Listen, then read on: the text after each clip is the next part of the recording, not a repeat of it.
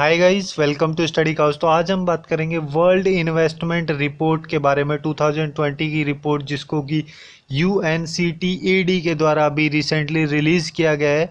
इस रिपोर्ट में ग्लोबल क्या सिनेरियो रहा है और इंडिया की क्या सिचुएशंस है, इन सब चीज़ों के बारे में पूरा डिटेल में हम बात करेंगे। और अगर आप लोगों को ये वीडियो यूजफुल लगे then do like, share and subscribe to study Couch. Okay, so let's start. So अभी रिसेंटली UNCTAD मतलब United Nations Conference on Trade and Development जो है उसके द्वारा वर्ल्ड इन्वेस्टमेंट रिपोर्ट 2020 को रिलीज किया गया है। ये जो रिपोर्ट जो है वर्ल्ड इन्वेस्टमेंट रिपोर्ट जो है बेसिकली जो फॉरेन डायरेक्ट इन्वेस्टमेंट जो FDI होती है वर्ल्ड वाइड लेवल पे या फिर कंट्रीज़ के बेसिस पे, उसके बारे में ही उसमें क्या क्या ट्रेंड्स चल रहे हैं रीजनल लेवल पे और ग्लोबल लेवल पे, उन सब को ही मेज़र करता है, उन सब पे ही इसका मेन फोकस होता है। और जो ये UNCTAD जो है, जो कि यूनाइटेड नेशन सेक्रेटरीट का एक पार्ट है, जो कि बेसिकली ट्रेड्स या फिर इन्वेस्टमेंट्स होती हैं या फिर डेवलपमेंट इश्यूज जो होते हैं या डेवलपमेंट अपॉर्चुनिटीज़ होती हैं, डेवलपिंग कंट्रीज़ की बात कर रहे हैं यहाँ पे। डेवलपिंग कंट्रीज़ की जो ट्रेड, इन्वेस्टमेंट या फिर डेवलपमेंट अपॉर्चुनिटीज़ जो होती हैं उनको मैक्सिमाइज करने का मेन काम होता है UNCTAD का। इसको इस्टेब्लिश किया गया था UNGA के द्वारा, यूनाइटेड नेशन जनरल असेंबली जो है उसके द्वारा इसको 1964 में इस्टेब्लिश किया गया था। और ये जो है UNCTAD जो है बेसिकली जो यूनाइटेड नेशंस की जनरल असेंबली जो है और United nation economic and social council जो है, इन दोनों को रिपोर्ट करता है। करंटली अगर हम बात करें तो UNCTAD के टोटल अभी 195 टोटल इसके मेंबर्स हैं। इसका जो हेडक्वार्टर है वो जिनीवा में है, जो कि स्विट्जरलैंड में है।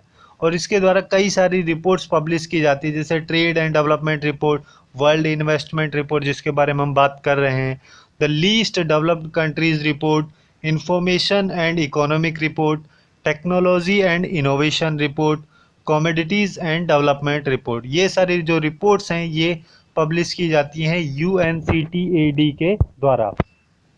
और जो ये वर्ल्ड इन्वेस्टमेंट रिपोर्ट 2020 की रिलीज़ की गई, इसमें ग्लोबली बेसिस पे हम देखें तो जैसे कि हम पहले बात करते हैं कि वर्ल्ड इन्वेस्टमेंट जो रिपोर्ट है बेसिकली FDI का जो इनफ्लो होता है उसके बारे में ही इसमें बात की जाती है। तो इस रिपोर्ट के बेसिस पे ये बोला गया है कि 2019 में जो FDI का जो फ्लो हुआ था ग्लोबली, वो हुआ था $1.54 ट्रिलियन, जिसमें कि 2020 में 40% का डिक्रीमेंट हुआ है।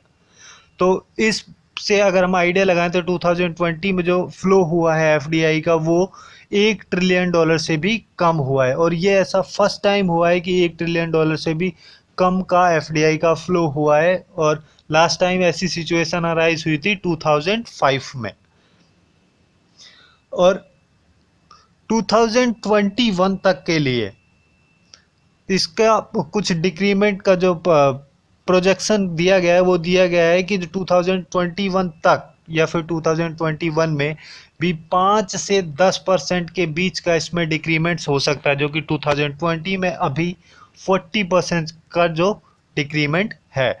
और जो डेवलपिंग जो इकोनॉमीज या फिर डेवलपिंग कंट्रीज जो हैं उनमें सबसे ज़्यादा डिक्रीमेंट हुआ है FDI में, क्योंकि वो जो बेसिकली जो ग्लोबल वैल्यू चेंज होती है जिसको GVC बोलते हैं, उस टाइप की जो इंडस्ट्रीज होती हैं उन सब में काफ़ी कम इन्वेस्टमेंट हुआ है। और जो डेवलपिंग इकोनॉमीज़ या डेवलपिंग कंट्रीज़ जो होती हैं वो ग्लोबल वैल्यू चेन की जो इंडस्ट्रीज़ हैं उन सब पे ही बेस्ड होता है, उनका मेन जो फोकस होता है।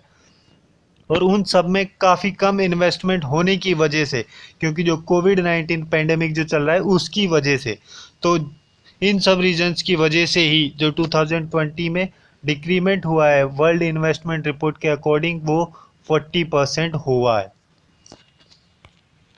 और इन सब के अलावा जो इसके द्वारा ये प्रिडिक्ट किया गया है कि 2022 तक ये जो फ्लो जो है जिसमें कि डिक्रीमेंट हो रहा है, जैसे कि 2020 में जो 40% है और 2021 में जो 5 से 10% के बीच का डिक्रीमेंट हो सकता है, ये रिकवर हो जाएगा 2022 में। और लास्ट ईयर्स की अगर हम बात करें तो ये जो FDI का डिक्रीमेंट हुआ है ये लास्ट टाइम स्टार्ट हुआ था 2017 में भी डिक्रीमेंट हुआ था और 2018 में भी डिक्रीमेंट हुआ था, बट 2019 में जो एफडीआई का फ्लो था वो काफ़ी ज़्यादा बढ़ गया था। और 2017 में बेसिकली जो डिक्रीमेंट ये हुआ था एफडीआई के फ्लो में, ये मेनली हुआ था जो यूनाइटेड स्टेट्स हैं उनके द्वारा, जो उस यूनाइटेड स्टेट्स के जो टैक्स रिफॉर्म्स हैं वो लगाए गए थे, जिस वजह से काफ़ी ज़्यादा इसमें डिक्रीमेंट हुआ था 2017 में। और इंडिया के सिनेरियो की अगर हम बात करें तो 2018 में इंडिया की पोजीशन वर्ल्ड इन्वेस्टमेंट रिपोर्ट में 12th पोजीशन थी, जो कि बाद में बढ़ के 2019 में 9th पोजीशन पे चला गया था इंडिया। तो वर्ल्ड के जो लार्जेस्ट एफडीआई के जो रेसिपेंट कंट्रीज जो थे उनमें 9th पोजीशन पे इंडिया था 2019 में।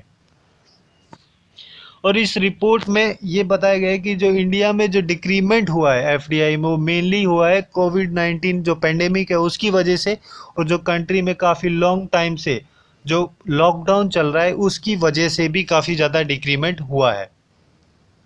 और उसके अलावा जो ग्रीन फील्ड इन्वेस्टमेंट अनाउंसमेंट्स जो हैं वो भी काफ़ी ज़्यादा डिक्रीज़ हुए हैं, लगभग 4% का डिक्रीमेंट हुआ है ग्रीन फील्ड इन्वेस्टमेंट अनाउंसमेंट्स में।